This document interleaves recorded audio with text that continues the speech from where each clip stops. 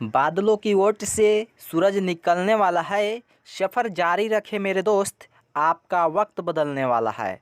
तो hello friends, कैसे हैं आप लोग? आई होप कि आप लोग अच्छे होंगे।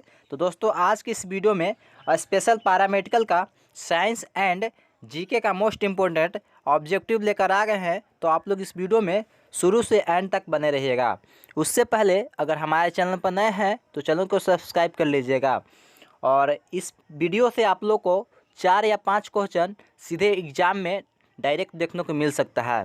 तो आप लोग बने रहिए वीडियो में और टेलीग्राम चैनल से ज्वाइन कर लीजिएगा, क्योंकि वहाँ पर आपको ये पीडीएफ प्रोवाइड कर दिया जाएगा और साथ ही डेली बेसिस पे वहाँ पर क्विज़ेज कराए जाते हैं।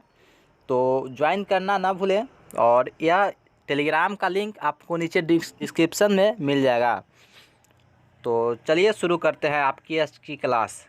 आपका फर्स्ट नंबर प्रश्न है कि असहयोग आंदोलन कब शुरू किया गया? तो आपका ऑप्शन दिया गया है 1919, आपका ऑप्शन बी है 1920, ऑप्शन सी है 1921, ऑप्शन डी है 1922। तो आपका राइट आंसर ऑप्शन बी 1920 हो जाएगा। नेक्स्ट क्वेश्चन की ओर बढ़ते हैं। सेकेंड नंबर प्रश्न आपका दिया है कि चंपारण में किसानों को किसकी खेती करने के लिए 3 कठिया पद्धति लागू की गई थी? तो आपका ऑप्शन ए है अफीम, ऑप्शन बी है सोरा, ऑप्शन सी है नील और ऑप्शन डी है सभी। तो आपका राइट आंसर ऑप्शन सी हो जाएगा। नील की खेती करने के लिए 3 कठिया प्रणाली लागू की गई थी। 3 नंबर प्रश्न है आपका कि पहले वित्त आयोग का गठन 1951 ईस्वी में किया गया, इसके अध्यक्ष कौन थे? तो आपका ऑप्शन दिया गया है केसी नियोगी, ऑप्शन बी है केसी पंत, ऑप्शन सी है की संस्थानम, ऑप्शन डी है वाई चौहान। तो आपका राइट आंसर ऑप्शन ए केसी नियोगी हो जाएगा।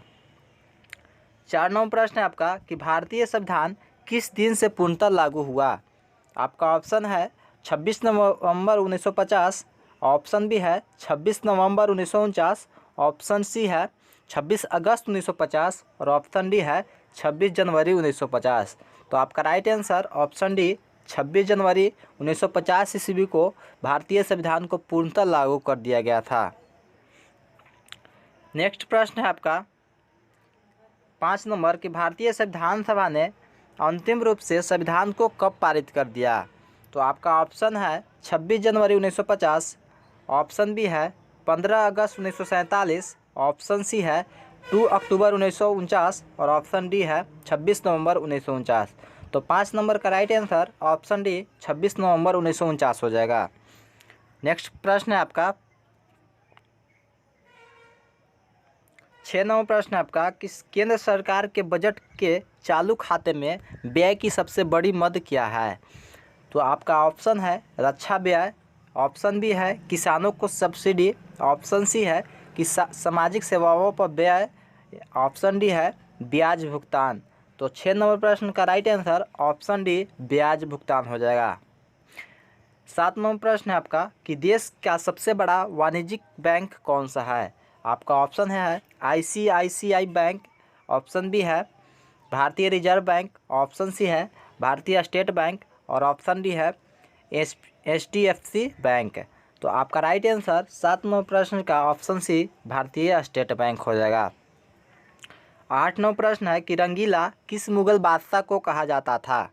तो आपका ऑप्शन है ए है फर्रुखसियर, ऑप्शन बी है मोहम्मद शाह, ऑप्शन सी है जहांदार शाह और ऑप्शन डी है शाह आलम द्वितीय। तो आपका right answer option B Mohammed Shah को रंगीला बादशाह के नाम से भी जाना जाता है। 9 नंबर प्रश्न है कि जहांगीर के दरबार में आने वाला पहला अंग्रेज व्यापारी कौन था? तो आपका ऑप्शन ए है कैप्टन हॉकिंस, ऑप्शन बी है sir Thomas Roe, option C है एडवर्ड टेरी, ऑप्शन डी है इनमें से कोई नहीं। तो आपका 9 नंबर प्रश्न का right answer option a captain Hawkins ने जहांगीर के दरबार में आने वाला प्रथम अंग्रेज था। नेक्स्ट प्रश्न की ओर चलते हैं। आपका 10 नंबर प्रश्न है कि दिसपुर किस राज्य की राजधानी है? आपका ऑप्शन है नागालैंड, ऑप्शन बी है असम, ऑप्शन सी है गोवा, ऑप्शन डी है सिक्किम। तो आपका right answer option B Assam की राजधानी दिसपुर है।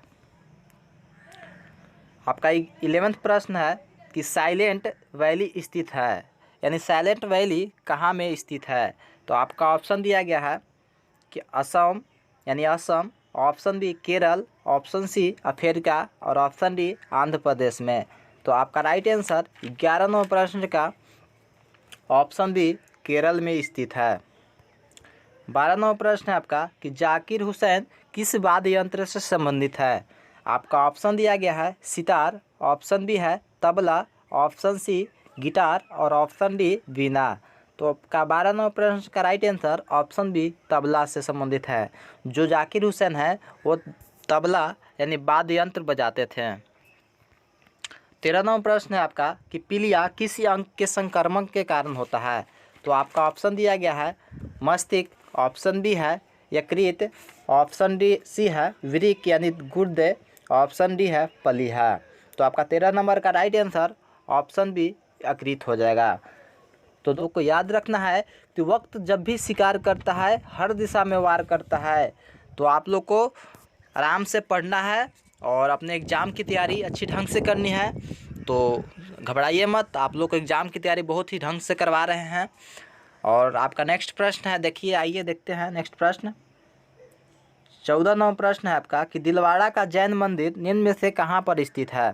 तो आपका ऑप्शन ए है श्रवण बेलगोला, ऑप्शन बी है पारसनाथ पर्वत, ऑप्शन सी है इंदौर और ऑप्शन डी है माउंट आबू पर्वत। तो आपका 14वां प्रश्न का right answer option D mount Abu पर्वत पर स्थित है। 15वां प्रश्न है आपका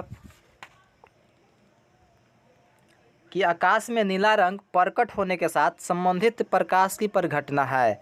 आपका ऑप्शन ए है व्यतिकरण, ऑप्शन बी है परावर्तन, ऑप्शन सी है अपवर्तन, ऑप्शन डी है प्रकीर्णन। तो 15 नंबर का राइट आंसर ऑप्शन डी प्रकीर्णन हो जाएगा। नेक्स्ट प्रश्न है आपका कि 14 नवंबर को कौन सा दिवस मनाया जाता है।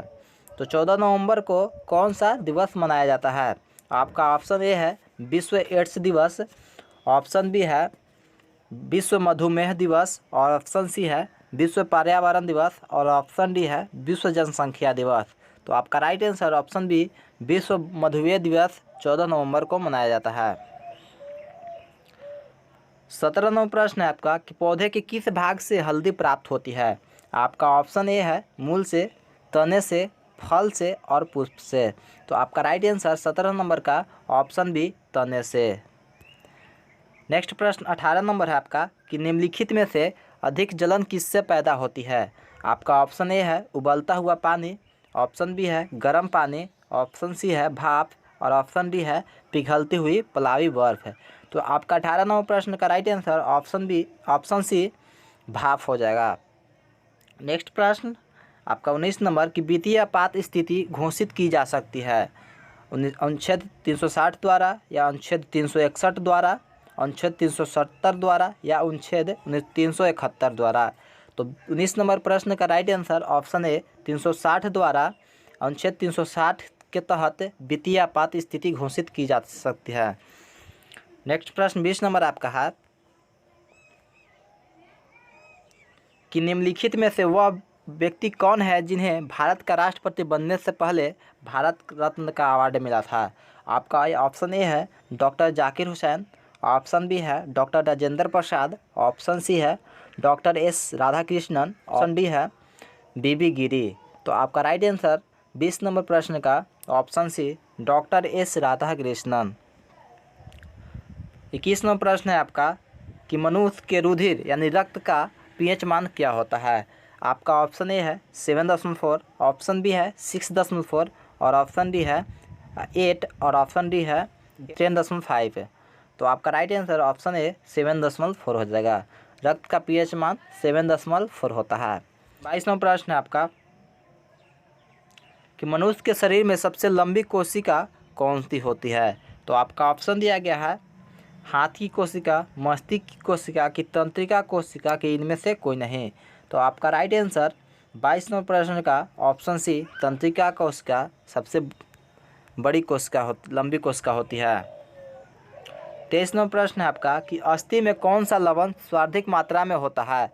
तो आपका ऑप्शन है कैल्शियम फास्फेट, ऑप्शन बी है सोडियम क्लोराइड और ऑप्शन सी है फेरिक नाइट्रेट और ऑप्शन डी है मैग्नीशियम कार्बोनेट। 23वां प्रश्न का right answer option A calcium phosphate होता है। 24वां प्रश्न है कि निम्नलिखित में कौन सा युग्म सही है। तो आपका ऑप्शन है साफ रेप्टिलिया, ऑप्शन बी है पश्चिम मैमेलिया, ऑप्शन सी है स्तनधारी एम्फीबिया और ऑप्शन डी है मेढक एबीज। तो 24वां प्रश्न का राइट आंसर ऑप्शन ए सांप रेप्टिलिया वर्ग के जंतु के अंतर्गत आता है, इसलिए यह सही है, बाकी सब गलत है। 25वां प्रश्न है आपका कि नाभिकीय विकिरण से शरीर का कौन सा अंग सबसे पहले प्रभावित होता है। तो आपका ऑप्शन है मस्तिष्क, ऑप्शन बी है फेफड़ा, ऑप्शन सी है यकृत और ऑप्शन डी है अस्थि मज्जा। तो 25वें प्रश्न का राइट आंसर ऑप्शन डी अस्थि मज्जा हो जाएगा। 26वां प्रश्न है कि हीमोफीलिया में क्या होता है। हेमोलाइसिस होता है या लाल कीटाणु चिपक जाते हैं या रक्त का थक्का नहीं जमता है या रक्त का थक्का जम जाता है। तो 26वां प्रश्न का राइट आंसर ऑप्शन सी रक्त का थक्का नहीं जमता है। 27वां प्रश्न है कि नाड़ी दर कहाँ से मापा जाता है। आपका ऑप्शन ए है सीरा से, ऑप्शन बी है धमनी से, ऑप्शन सी है त्वचा से, ऑप्शन डी है तंत्रिका से। तो आपका 27वां प्रश्न का राइट आंसर ऑप्शन बी धमनी से नाड़ी दर को नापा जाता है। 28वां प्रश्न है कि खेसारी दाल खाने से कौन रोग होता है। आपका ऑप्शन ए है लैथार्जिज्म, ऑप्शन बी है मधुमेह, ऑप्शन सी है पेचिस और ऑप्शन डी है पीलिया। तो आपका राइट आंसर 28वां प्रश्न का ऑप्शन ए लैथार्जिज्म। 29वां प्रश्न है कि टीका लगने के बाद शरीर में किसका निर्माण होता है। लिम्फोसाइट का या एंटीबॉडीज का या सीरम का या एंटीजन का। तो 29वां प्रश्न का right answer option B antibodies का निर्माण होता है। 30वां प्रश्न है आपका कि निद्रा रोग ट्रिप्नोसोमा के कारण निद्रा रोग 30वां प्रश्न है आपका कि निद्रा रोग ट्रिप्नोसोमा के कारण होता है, इसका वाहक क्या है। तो आपका ऑप्शन ए है एनाफेलिज, ऑप्शन बी है खटमल, ऑप्शन सी है सीसी मक्खी और ऑप्शन डी है घरेलू मक्खी। तो आपका राइट आंसर ऑप्शन सी सीसी मक्खी हो जाएगा।